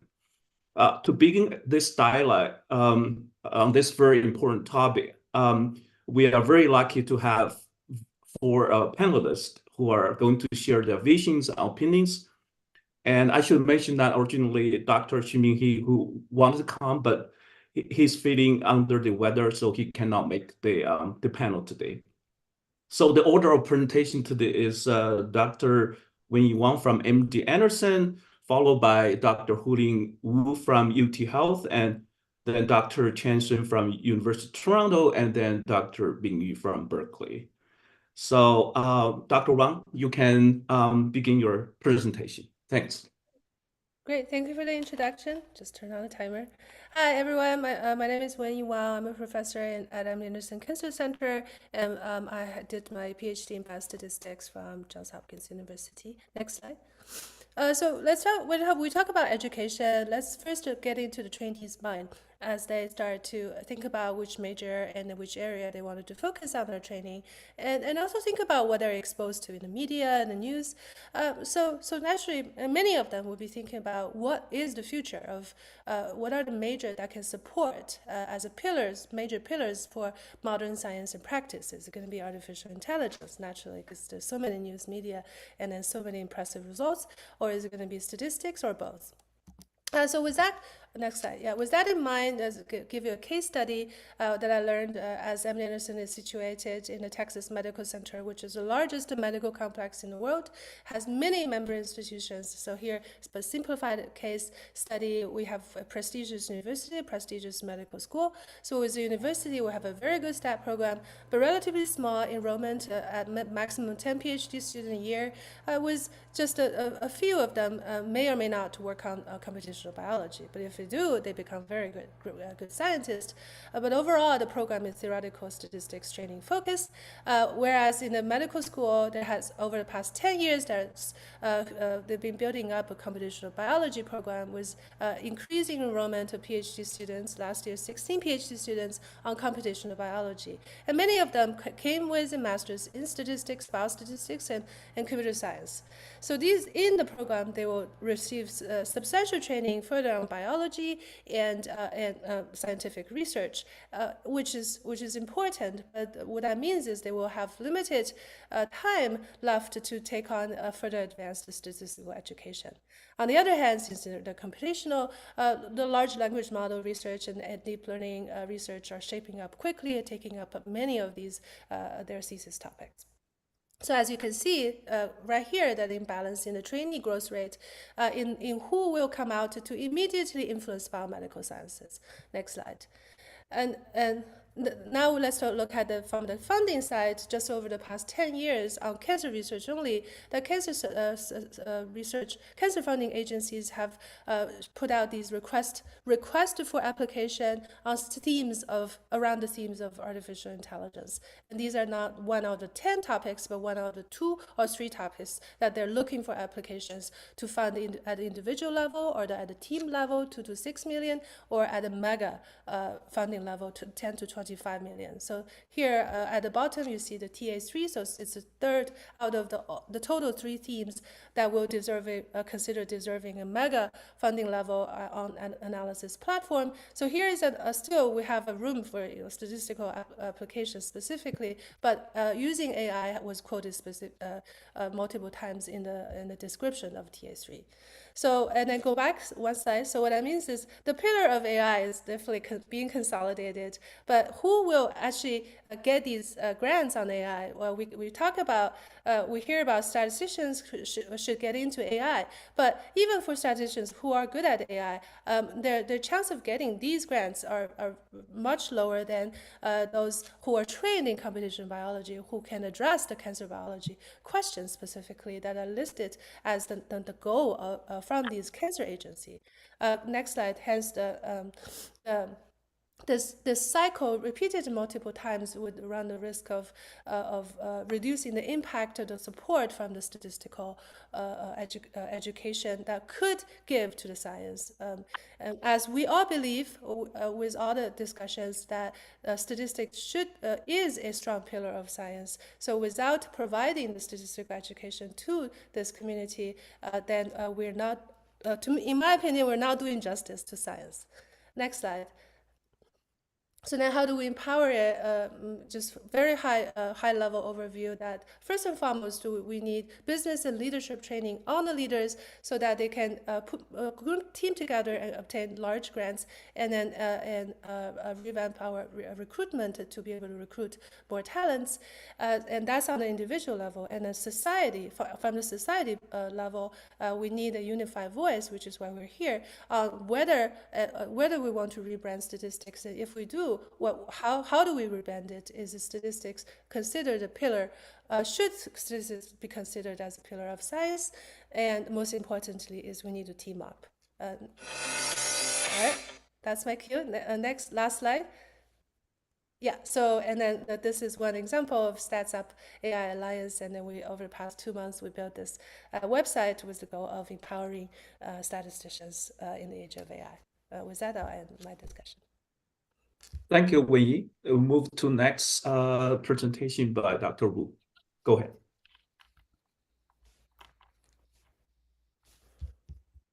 Yes, thank you, Peter. And yeah, the question is, do we really want to expand statistics training to data science and AI? So that's where we have to think about. If yes, in what degree, right? That's the question. Next, please. So first, whether we want to keep the identity of statistics. This is different definitions of statistics from ASA, Wikipedia, Florida State. That's where I received PhD training in statistics, and UC Irvine. Like different people have different definitions, but there are something in common, right? Keyword like data, mathematics, uncertainty.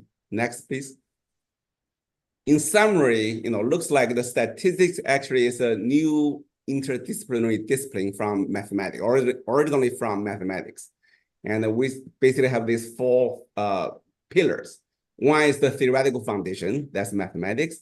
The second one is the statistical principles, models, methods, theories we developed, which is the key for statistical discipline, that try to deal with the random or stochastic uncertainty and variation. And the third one is implementation, that's from computer science or programming. The last one is application with some domain knowledge. And again, the question is, do we want to keep the focus of the unique feature of statistics that's dealing with random uncertainty? When we talk about the expansion, right, to do AI, to do data science, do we still want this? Or how much do we want to keep this? In what degree we want to move away from this? Next, please. So this is data science. What data science means, my understanding is, data science means science regarding data, right? May include these topics, right? Study design for data collection, data management, data cleaning, data analysis. Number 5, is our focus, right? Traditional statistics. Number 6 is database prediction. This is like AI, deep learning things. We are partially of it, that includes statistics and computer science. Number 7 is data interpretation, annotation. Statistics also contribute partially. And number 8 and 9, is data presentation, or last one is data engineering, which is produce data product or tool development. So again, many of these steps are not involved in any random uncertainty or real traditional statistics. How much do we want to expand, this statistical data science, cover those non-randomness, like no traditional statistics, more computer technologies probably. Next. This is the question. And so this is a key question, if we want to expand, if yes, in what degree? And should we train all the statisticians to become data scientists? If not, what percentage statistician should be trained to be a data scientist? 50, 80%, or 20%? Can we design our training program to personalize or diversify statistical training so that some people can do more theoretical or traditional statistics, some people do applied statistics, some people probably do data science, even more, some people do data engineering, just produce products? Do we have enough resources to do this? If this is a good idea, then the question, do we have enough resources to afford to do this? You need to cover this wide, wide range of courses, So that's the question we have to think about. Next. So this is our experience, like our department actually in the UT Health, Houston, we have a very large PhD program. We have more than 160 PhD students. In the past year, we have changed our name, to biostatistics and data science. In the last year, we changed the degree name to the biostatistics and data science.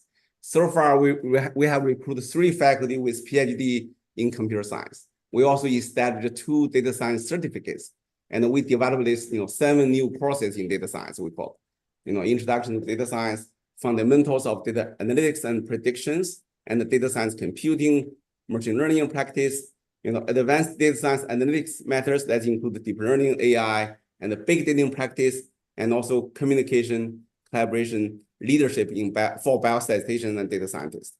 So I'm not sure whether we expand enough, or do we need to do more expansion? We don't want to move 100% to computer science or more like other technologies. That we may lose identity of statistics, but we want to expand some. So that's what we have to think about, the degree of expansion, and also think about whether we have enough resources. Do we need to hire more people from computer science who do data science to help us expand? So that's then we have to argue with the leader to allow us to do that. So I do have 2 more slides, but I will stop here. Maybe I will talk during discussions. Okay, thank you. Thank you, Hu-Ling. And let's move to a relatively junior faculty, Chang from UT, and then go ahead, Chang. Okay, so my name is Tian. I come from University of Toronto, also visiting at BZUA currently. Let's go to the next slide. So a lot of panelists have already defined statistics, right? And for example, Hongtu, Zhou, and Tianxi, they have mentioned we really do end-to-end research. including starting from data collection to production. So I want to emphasize the importance of production. And this is actually where we want to production our algorithms into real products so that it could benefit the greater science. We definitely need related knowledge, say system engineering. So often when I describe statistics to non-statisticians, I would describe statistics as the new physics of data. So it should really be inclusive. Next slide. But we do, but in order to actually, solving the problems in each component of this statistics, we actually lack many things in practice. For example, not to mention data collection. If you want to run over a large study, you need that sort of resource. But let's say if you do have the resource, we definitely need more open source data sets from various different domains. We know ImageNet has pushed the boundaries of deep learning. We have data sets like large scale data sets like UK Biobank. But most of the open source data I know of are biomedical related. So we definitely need open source data sets from different domains, such as data sets from industry like trading data or data sets from content sharing platform. If you have the resource, we should push them to to release open source data set so that we can benefit the whole community of statistics and machine learning. We often also lack engineering abilities, and a lot of the stats department does not really have very good computing infrastructures, aka GPU clusters. I think it's a very good time to invest in this computing infras.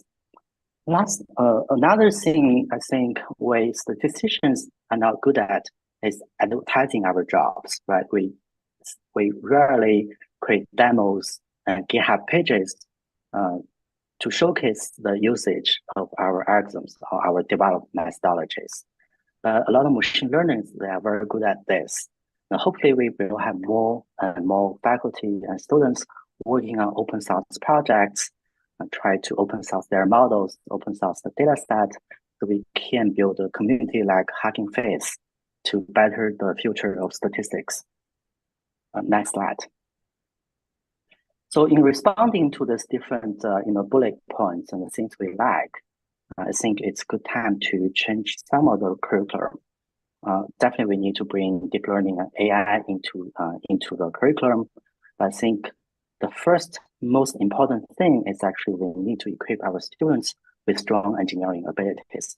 We need to teach them courses on database programming and also system engineering. And also, Houdin also mentioned, we probably should train data scientists as well as statisticians. So current graduate program for most of stats department, they are a one for all program. A lot of students, almost all the students in the stats program, they take like 3-year-long courses when they pass a comprehensive exam.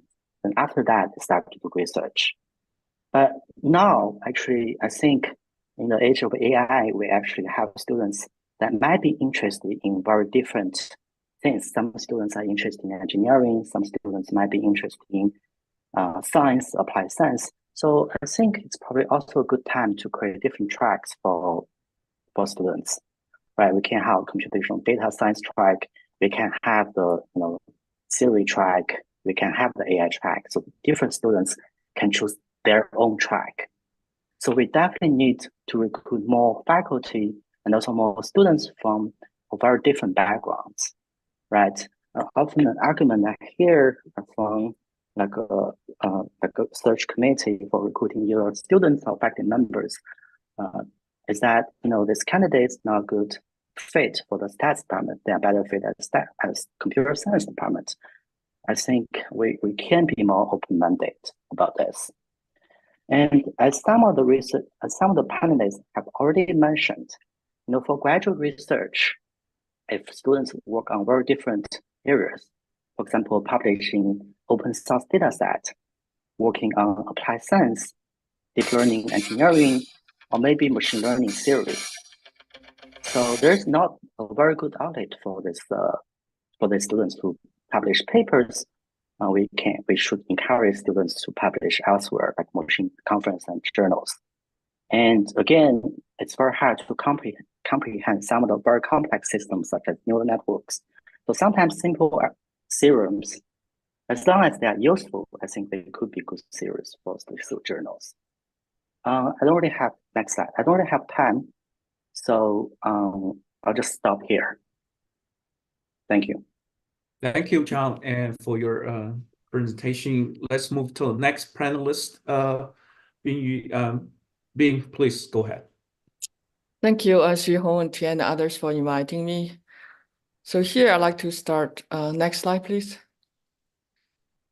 So to follow up our early discussions, I really want to share my personal views. For me, I really have been not wanting to differentiate statistics, machine learning, and data science, instead recognizing there are a lot of overlaps, and I think intellectually machine learning data science really part of the frontier modern statistics. So I'm taking this very expansive, inclusive view, and has been really helpful for myself to move forward, to really embrace all the challenges, now AI.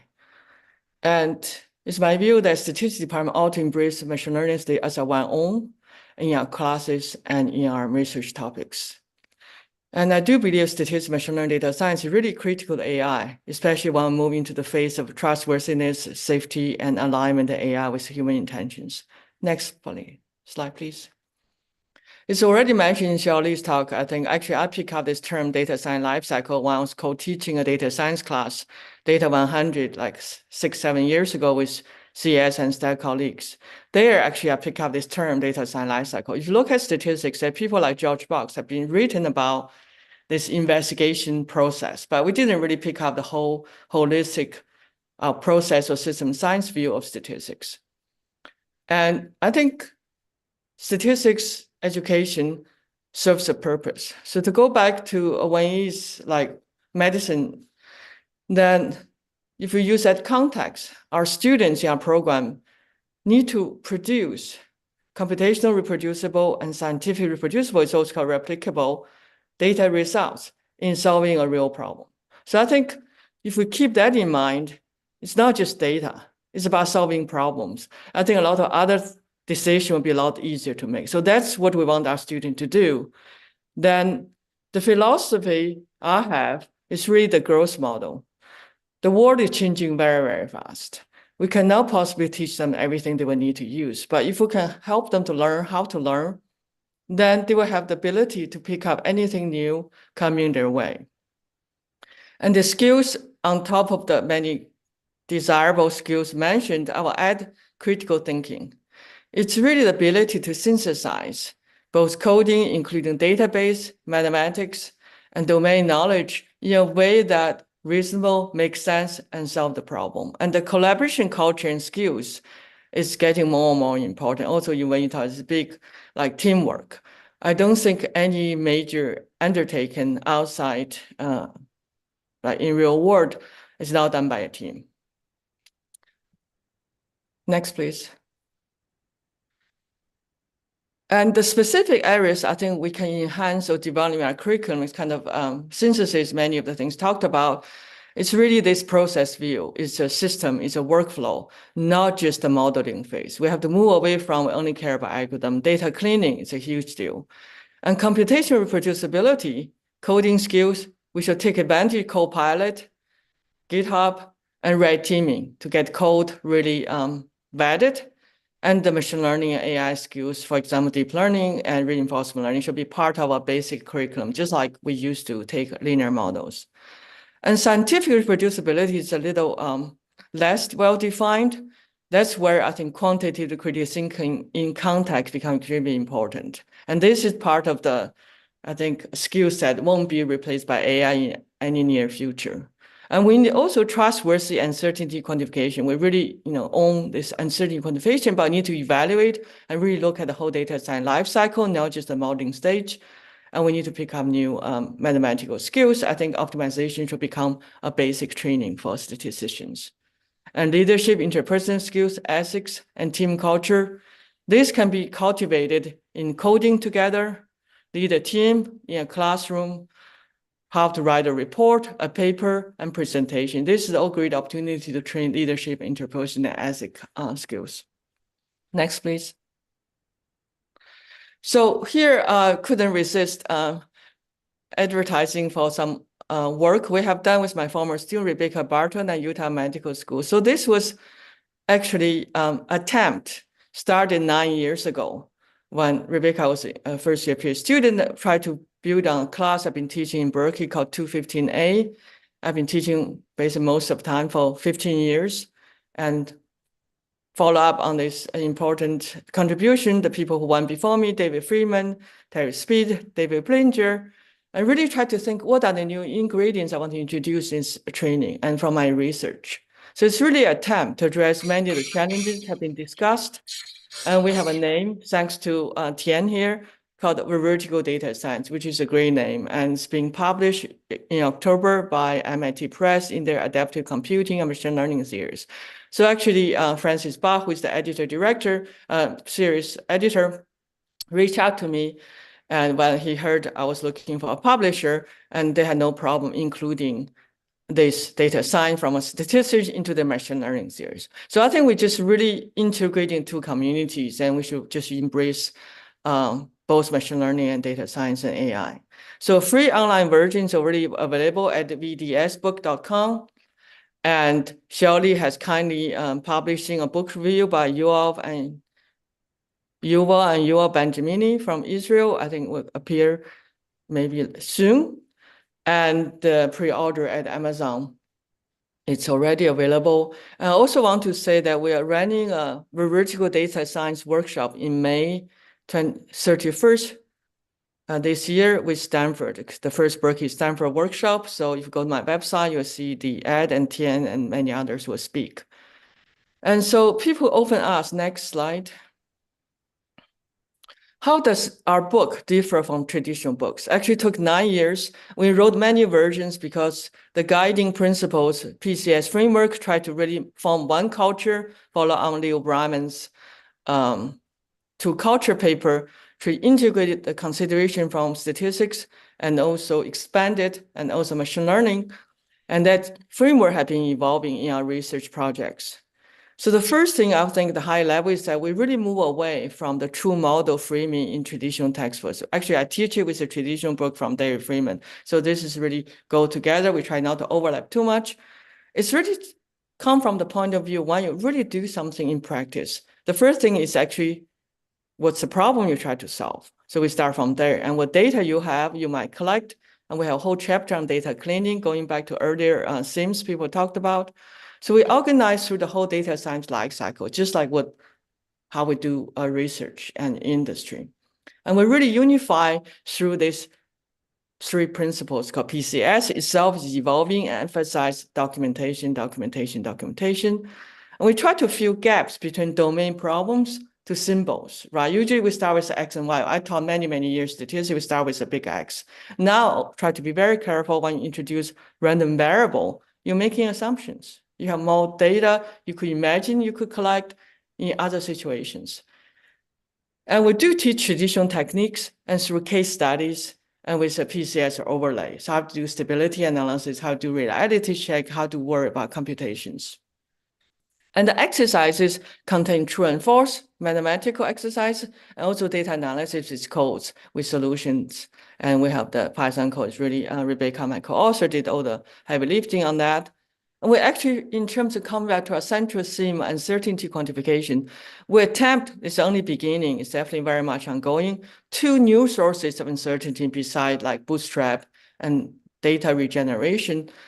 The uncertainty coming from different choices people make in data cleaning and also model choices. So recently there are two papers, one from social science, one from ecology, hundreds of teams of people work on the same data. They didn't work about data cleaning and reach different qualitative scientific conclusions. So this is the beginning of PCS inference, but it's very much ongoing. That's chapter 13.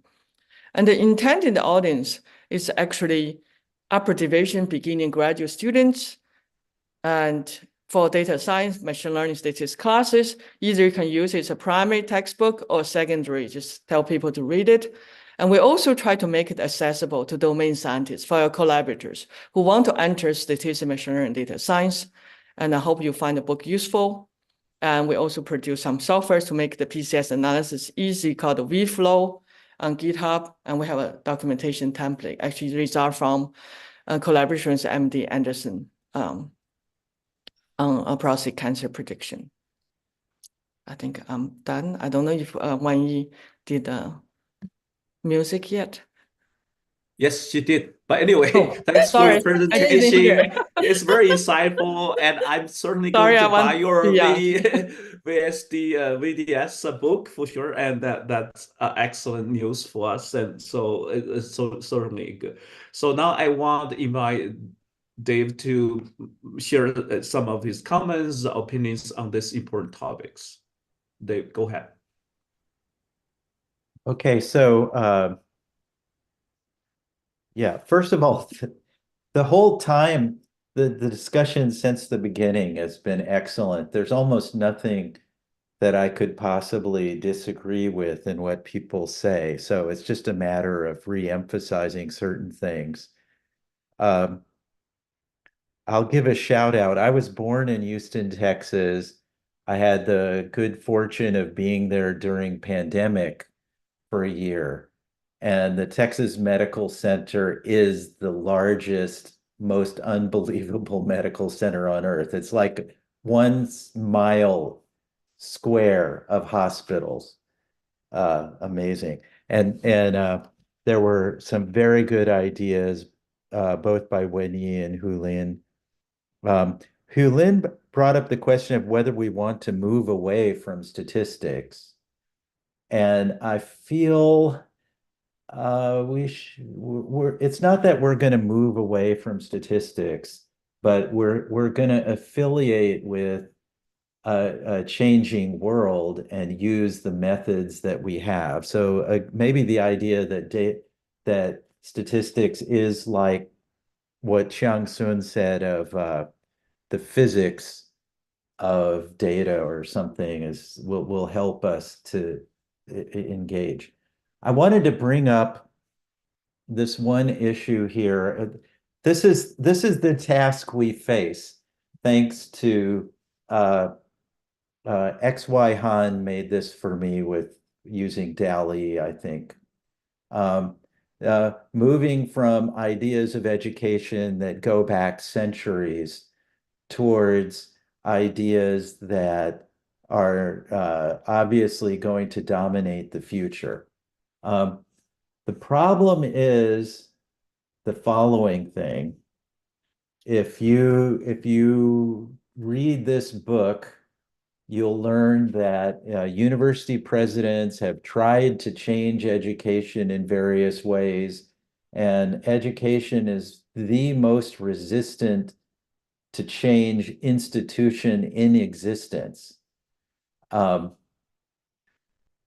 It's actually what Hulin said amazes me, the amount of change that they've been able to do, because I wish I could do some of those changes.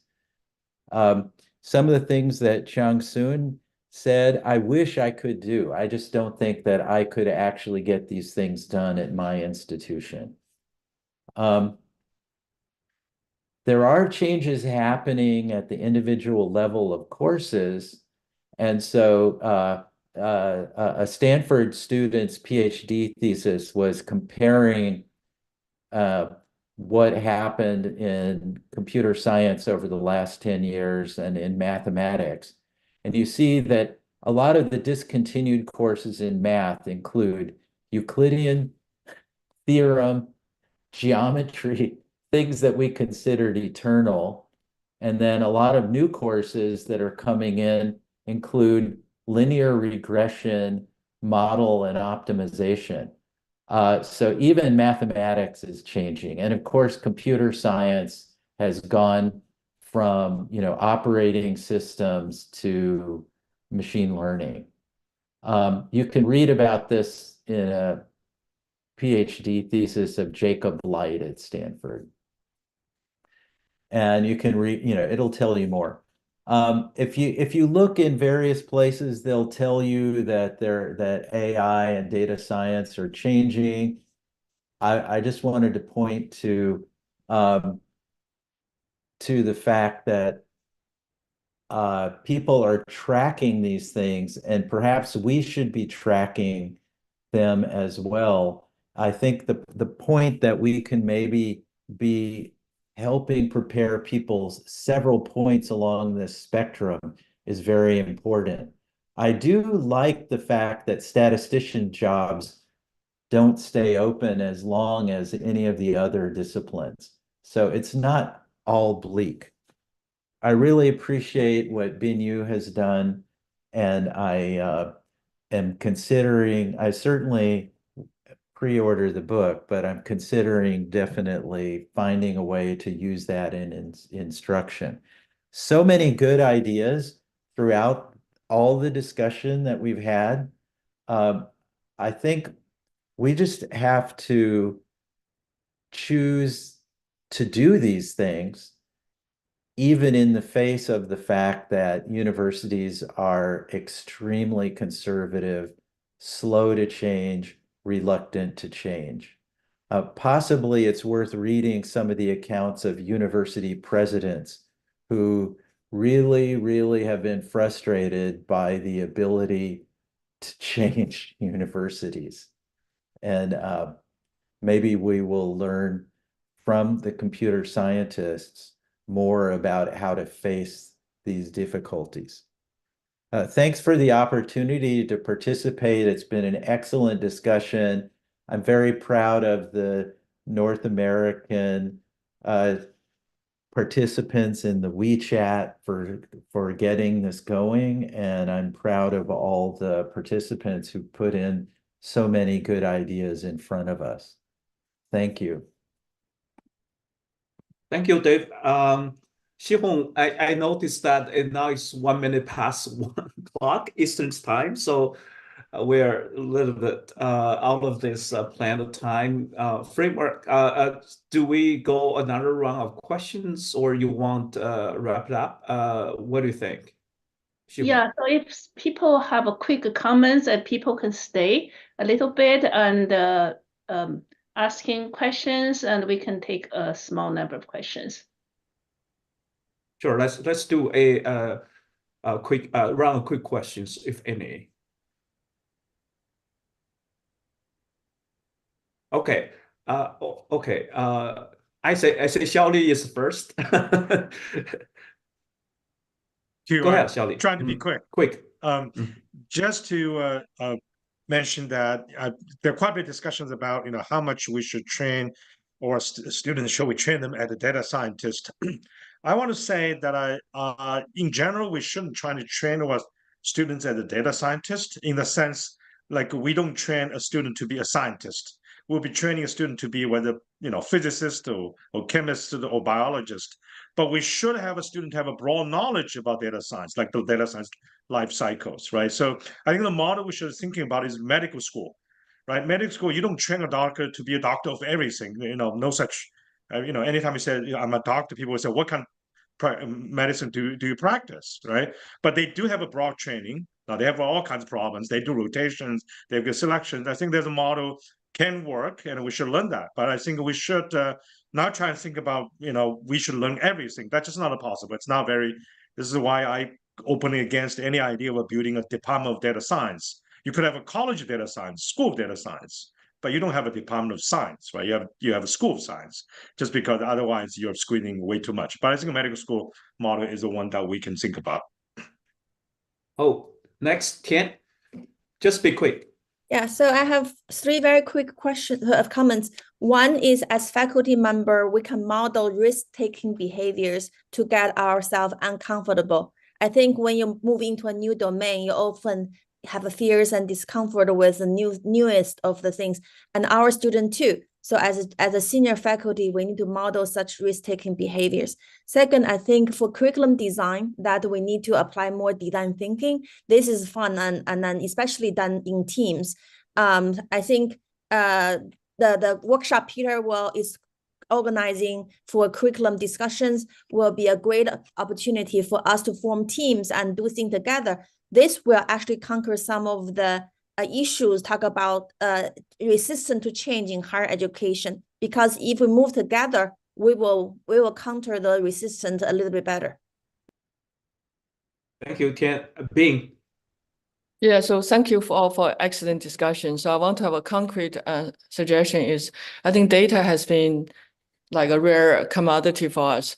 And within Berkeley, I was SCF director, the computing director, and we're discussing possibly have some database of shared case study with good documentation, even videos. I wonder whether this is something this group might want to work on together. So we get data sets with good, better documentation and even videos, domain knowledge to enrich the benchmark kind of machine learning practice. Just put it out there, maybe to follow up later if any people interested. Great, thank you, Bing. Xun. Thank you. Thank you, first of all, for this great discussion. It's very inspiring and enlightening. I may be the one of the few industry representatives in this conversation.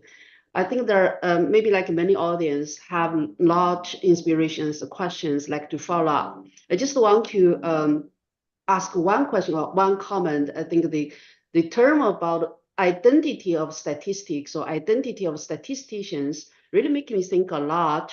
What do we mean? Is that something we need to defend, we need to define, we need to protect? For example, in industry, statistician may no longer be a title going to exist in many companies. They've been changed to data scientist or modeling specialist, many type of more sexy or consider more business-oriented titles. So I think this is a topic I'd like to hear from the many thought leaders here about the identity of statistics or identity of statisticians we're facing or we want to define or present in the future. Thank you. Thank you. Annie. Yeah, I have a quick comment. Be quick, yeah. Education, I think we do have the crisis. I feel the students going to industry or either go industry or academia, they're not learning the things they want to learn.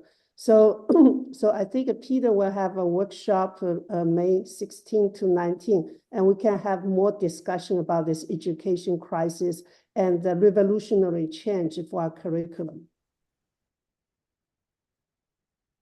Tianxi, be quick, yeah.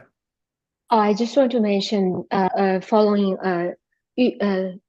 Bing's comment, I think a few of us had related discussions about the shared infrastructure, building up basically some, a website containing the code, the source of data, and so that we can actually share. For example, UK Biobank, actually many people can have access to, but we're not allowed to share the data. However, we're allowed to share the code. So if we're touching a similar, data set of the same structure, hopefully we can build up a shared infrastructure so that people can actually look into the data and work on the data more rapidly. Thank you, Tianxi. Actually, I'm teaching a code sharing in my class this semester. But anyway, so I pass this to Xihong and Tian to close up the decision and this panel. And Xihong. Yeah, so I just want to thank all the panelists and moderator and also all the attendees and for joining us on Sunday for this very stimulating and forward-looking discussions. I hope this type of discussion can continue in your own institution and in your own professional circles. And so we do need those type of more brainstorming discussions and then to help the field moving forward. And Tian?